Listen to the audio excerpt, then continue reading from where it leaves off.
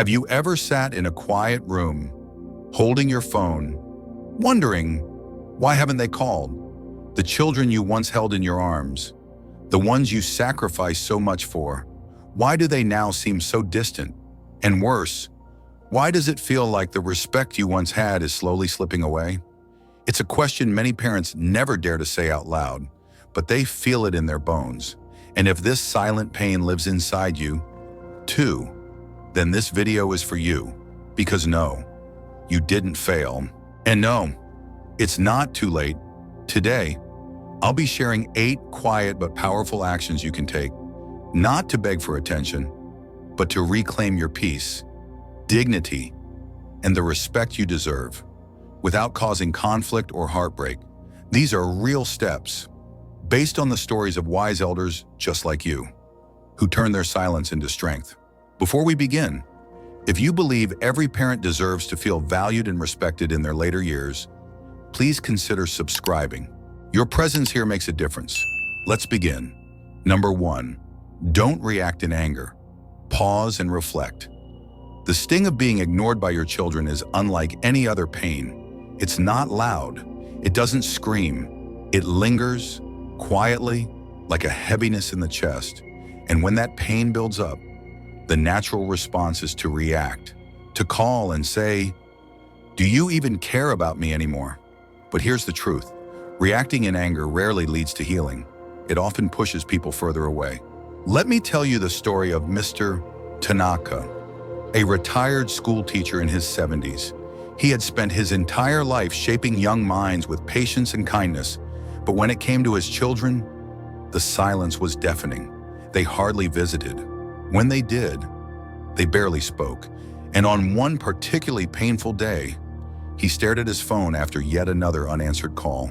His hands shook with frustration. He wanted to shout, to demand an explanation, to ask how they could forget everything he had done. But instead, he put on his coat, stepped outside, and walked to the park. As he walked, something unexpected happened. Memories came.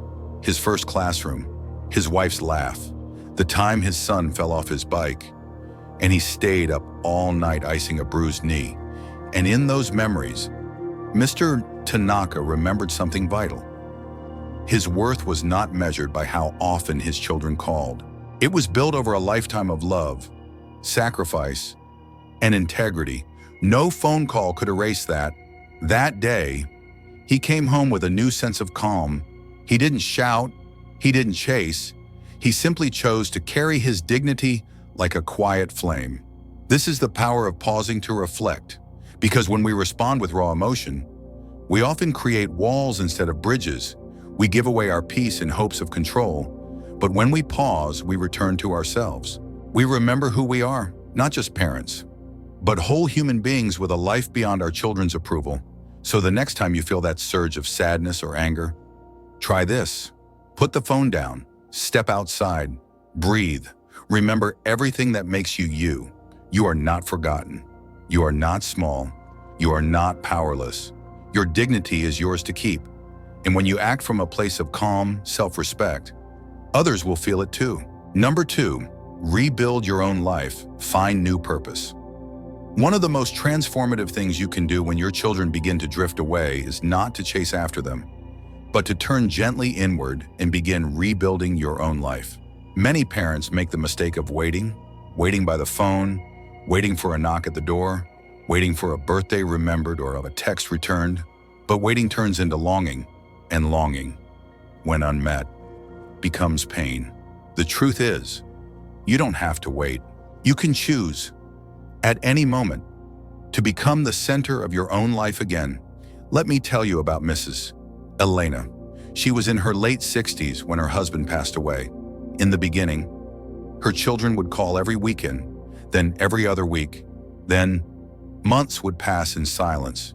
She kept making excuses for them, busy with work, busy with their kids, but deep down, she felt abandoned. For a long time, her days were quiet, too quiet. She would sit in the same chair by the window, glancing at her phone every few minutes, hoping it would light up. Then one morning, as she was tidying her kitchen, She noticed an old packet of flower seeds tucked in the back of a drawer. It reminded her of something, of the garden she once dreamed of starting but never had time for, so she stepped outside. At first, it was just a few pots, then a patch of soil. Then she joined the local gardening club. Soon, she was waking up excited, digging in the earth, laughing with neighbors, sharing tomatoes and tulips with anyone who passed by. Something changed in her. She wasn't waiting anymore. She was living. And then, one afternoon, her daughter called. "Mom, I've been thinking about you. You sound so happy these days. What's your secret?" That phone call was the first of many. Her children started visiting again, not because she begged for attention, but because her joy was magnetic. Her new sense of purpose drew them back in. That's the quiet power of a fulfilled life.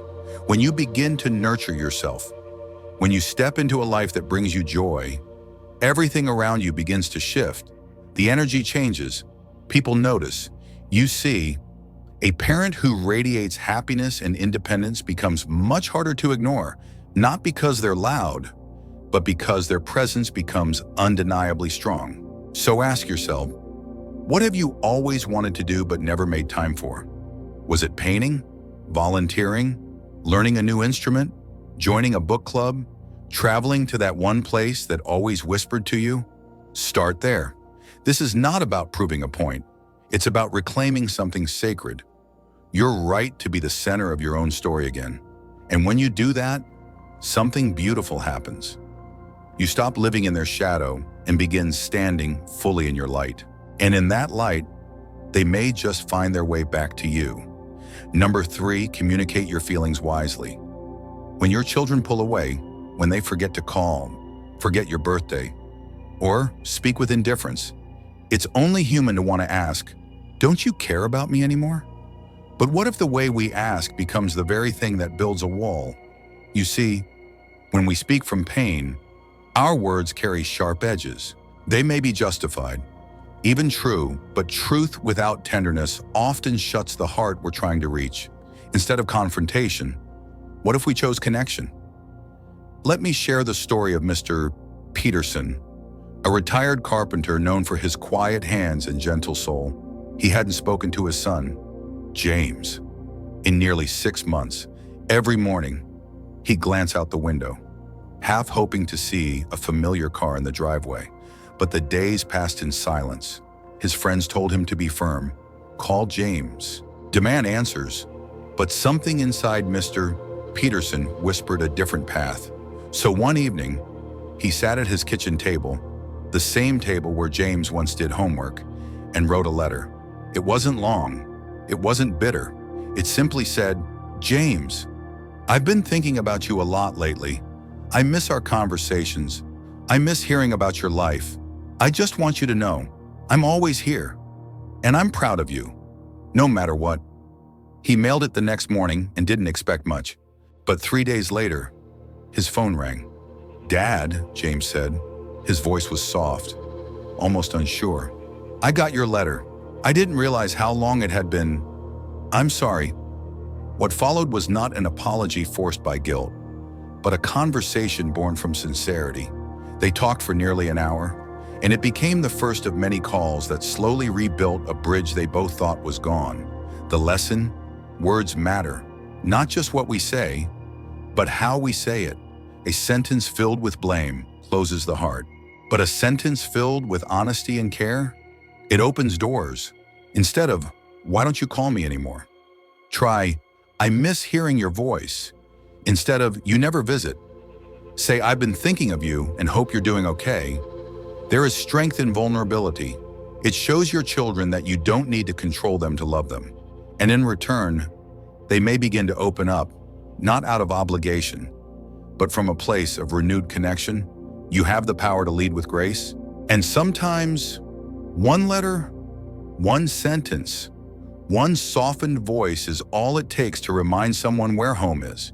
If this story reminds you of someone you've been missing, maybe it's time to reach out. Not with blame, but with truth wrapped in kindness.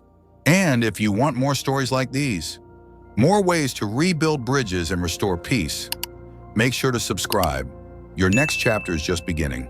Number 4, set healthy boundaries because you matter. True love does not mean losing yourself. And being a parent, no matter how devoted, should never come at the cost of your dignity. Many older parents make the quiet mistake of giving too much, too often, for too long, believing that if they keep sacrificing, eventually their children will appreciate them more. But respect doesn't grow from sacrifice alone. It grows from mutual understanding and from boundaries that say, I matter too. Let me tell you the story of Mrs. Rosa, a retired nurse in her 70s. Her son, Daniel, had always been demanding, as a child, then as a teenager, and now as a man with his own family. The pattern hadn't changed. He rarely visited unless he needed something: a babysitter, a loan, a listening ear when life got too hard. He would show up unannounced, drop his kids off for hours, complain about his life, and leave without a thank you. Mrs. Rosa thought that being a good mother meant always saying yes. Until one day, after a particularly exhausting week, Daniel called, Mom, can you watch the kids tonight? Last minute thing? Mrs. Rosa paused. For the first time, she looked at the calendar she had filled for herself. Her book club met that evening. She had finally said yes to something for herself.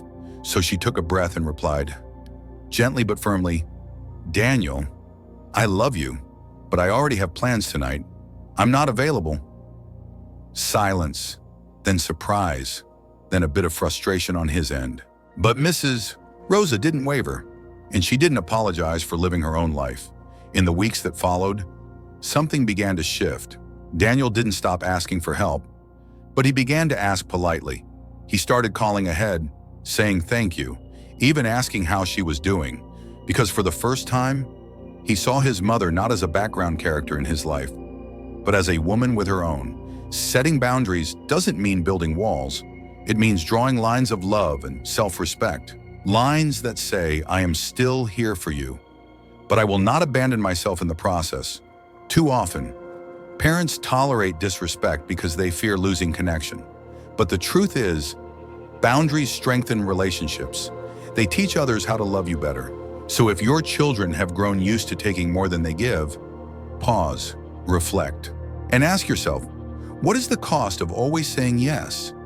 And what might happen if, just once, you chose to say, with love? You are not selfish for protecting your peace. You are wise. It's easy to demand respect. But the truth is, respect is rarely given just because of age or title. It is earned quietly, consistently, through the way we live, speak, and treat others, especially our children. When we carry ourselves with dignity, speak with kindness, and stay rooted in patience, we teach without preaching, we lead without forcing, and over time, those around us begin to mirror what they see. Take the story of Mr. Lorenzo, a retired factory worker and grandfather of 5. As he got older, he noticed his adult children visited less often. When they did, they seemed distracted, glued to their phones, eager to leave. It hurt him deeply. But instead of guilt-tripping them or expressing bitterness, Mr. Lorenzo chose something far more powerful. He welcomed them warmly every time they came. It's so good to see you, he'd say with a smile that came from the heart. He didn't mention their long absences. He didn't ask, why don't you come more often? Instead, he asked about their lives. He listened with real interest. He shared memories, gentle advice, and quiet wisdom when asked. Even when they forgot his birthday one year, he didn't grow cold. He simply sent a message that said, hope you're all doing well. I miss you. That year, something changed. One child called just to talk. Another showed up the next weekend with their kids. Slowly, steadily, the distance began to shrink because Mr. Lorenzo didn't demand respect. He embodied it. He became the quiet example of patience, love, and steadiness they didn't know they still needed. And that's the lesson. Respect is contagious when you show it, especially when it's hard, it creates a shift. People begin to see you not as someone bitter and demanding, but as someone rooted, wise, and deserving of admiration. So ask yourself, do I speak the way I hope to be spoken to? Do I show the kindness I long to receive? Do I still act with love even when love feels distant? Because when you lead by example, you plant seeds, and one day, those seeds will grow.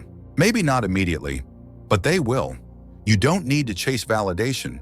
You don't need to raise your voice. You only need to stand in your truth, again and again, until it becomes undeniable. This is the quiet power of being an elder, not in age alone, but in wisdom lived. Number 5, lead by example. Respect begins within. It's easy to demand respect, but the truth is, respect is rarely given just because of age or title. It is earned quietly, consistently, through the way we live, speak, and treat others, especially our children. When we carry ourselves with dignity, speak with kindness, and stay rooted in patience, we teach without preaching. We lead without forcing, and over time, those around us begin to mirror what they see. Take the story of Mr. Lorenzo, a retired factory worker and grandfather of 5. As he got older, he noticed his adult children visited less often. When they did, they seemed distracted, glued to their phones, eager to leave.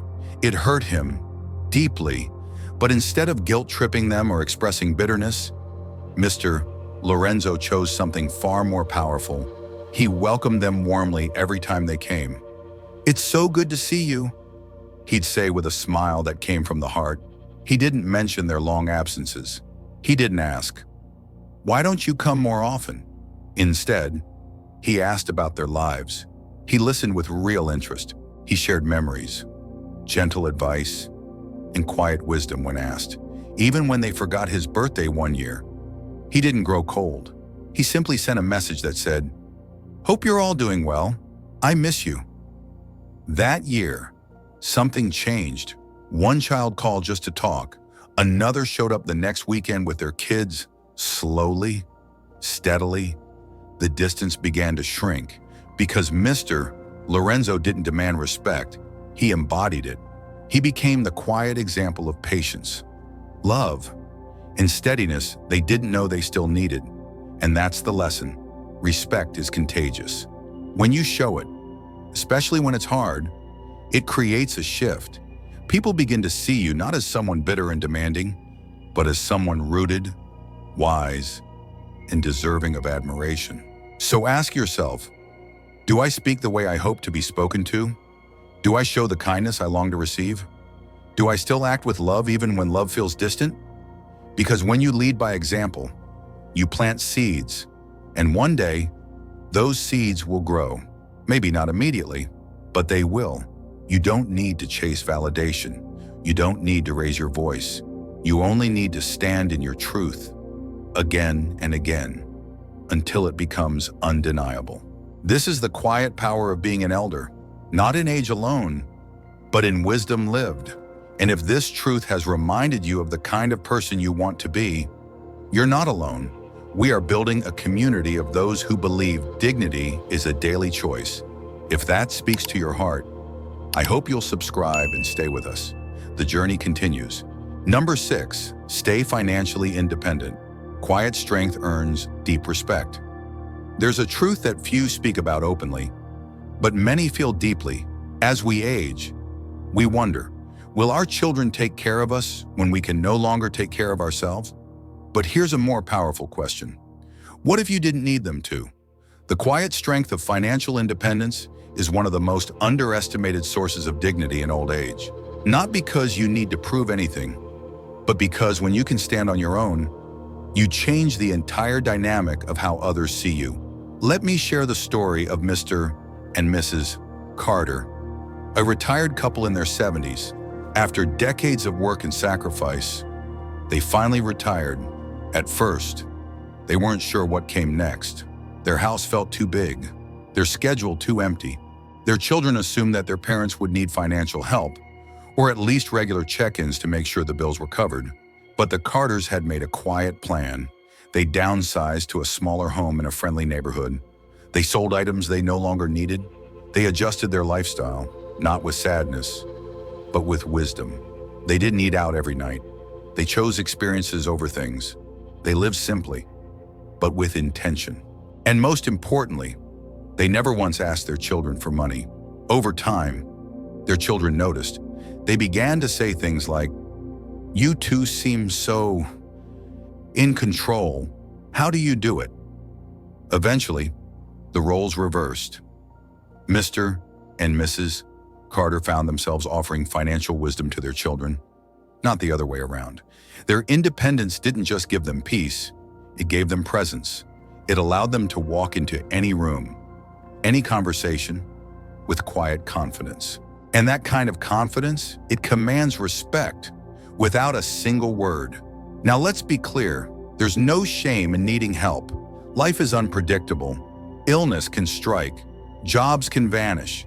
If you truly need support, it's okay to ask, but the difference lies in intention.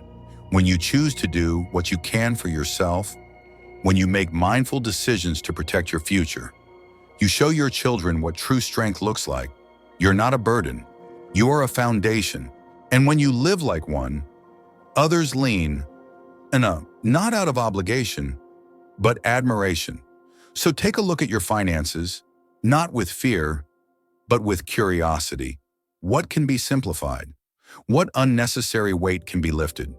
This is not about having more, it's about needing less and feeling free. And remember, your value is not tied to your bank account, but your ability to steward what you have with grace and wisdom. If this story inspired you to take one small step toward freedom, emotional or financial, I invite you to keep walking with us. We'll continue this journey together, one powerful step at a time. Growing older brings change, some welcome, some painful, and few things cut deeper than feeling ignored, forgotten, or disrespected by the very children you once held in your arms. But here's the truth. No one tells you loudly enough. You are still whole, you are still worthy, and you are never too old to reclaim the peace and respect you deserve. Through calm reflection instead of anger, through rebuilding your life with purpose, through kind but firm communication, setting boundaries, leading by example, and staying independent. You don't have to force anything. You simply have to return to yourself. When you stop begging to be seen and instead start living fully, something remarkable happens. People begin to notice. They begin to remember. They begin to respect, not because you demanded it, but because you quietly embodied it. So wherever you are on this journey, whether you're just beginning to reflect or already taking steps to restore your power, know this: you're not alone, and you're not invisible. This chapter of your life can be just as rich, as bold, and as full of meaning as any that came before. And if you need a space where your wisdom is honored, where your voice is heard, and where your story still matters, this is that space. If you haven't yet, I invite you to subscribe, not because you need more to do, but because sometimes we all need gentle reminders that we are still becoming, that we are still needed, that we are still powerful. Take care, and remember, the world may not always stop to honor what you've lived, but you can. And in doing so, you permit others to see you again, not as someone fading into the background, but as someone who still carries light. Your worth is timeless.